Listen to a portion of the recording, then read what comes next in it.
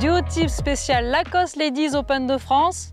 Comment réussir son par au Médoc?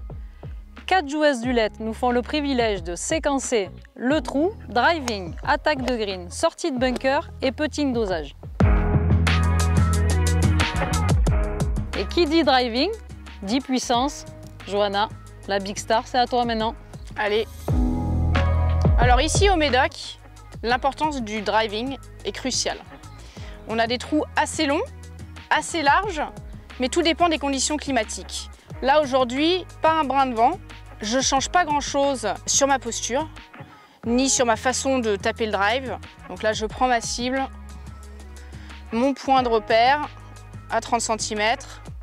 J'aligne ma tête de club, mon corps en fonction de la trajectoire que je veux faire. Là, en l'occurrence, léger fade, et je tape.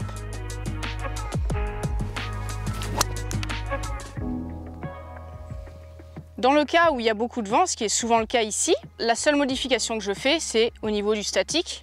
Un tee plus bas, une balle un tout petit peu moins à gauche, une balle à droite de ce dont vous avez l'habitude. Et dernière modification, c'est un grip légèrement plus court, donc 1 à 2 cm, et vous faites le même swing.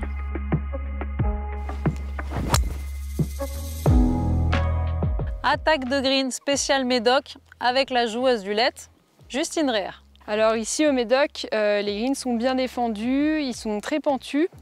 Donc le mieux c'est de faire une balle haute pour qu'elle puisse s'arrêter tout de suite sur le green et qu'elle roule pas trop. Pour faire une balle haute, je commence par visualiser une trajectoire plus haute et ensuite je change simplement le stance en mettant la balle un petit peu plus à gauche dans le stance.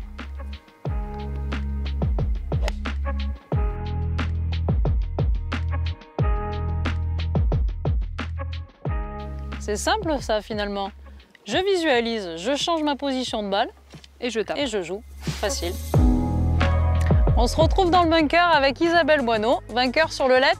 Isa, tu vas nous expliquer la spécificité de ces bunkers? C'est vrai qu'ici les bunkers sont loin des greens et les greens sont très grands, donc du coup on a beaucoup de sorties longues à faire. J'ai deux stratégies, une avec un 50 degrés où je la fais pitcher et beaucoup rouler, et une avec le 58 degrés où je la fais haute et spinner. Là j'ai pris un 50 degrés pour la faire tomber juste derrière la lèvre du bunker.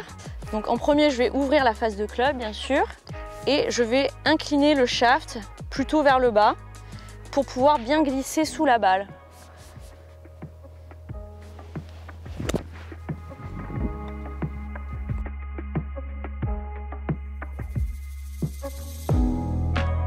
La deuxième stratégie, c'est de la faire pitcher au drapeau et qu'elle s'arrête avec du spin. Donc du coup, là, je prends un 58 degrés. Je vais ouvrir la face de club, toujours pour que le club puisse bien glisser sous la balle. Je vais faire beaucoup plus d'amplitude, car je dois la porter à une distance beaucoup plus longue. Et je vais mettre beaucoup plus de vitesse pour qu'elle spin. Ah oui. Yes. Manon Gidali en guest star, vainqueur sur le Sunshine Ladies Tour, qui va nous expliquer le dosage et les pentes. La spécificité de ce parcours, c'est d'avoir des très grands greens assez pentus.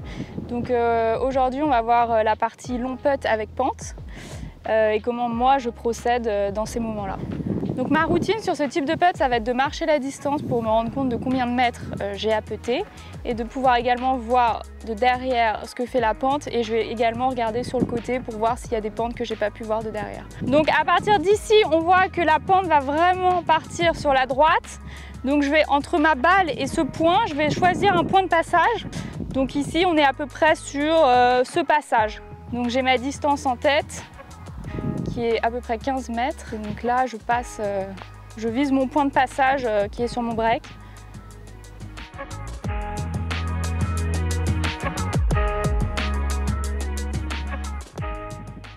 Voilà, vous avez les solutions pour réussir à coup sûr un par au Médoc.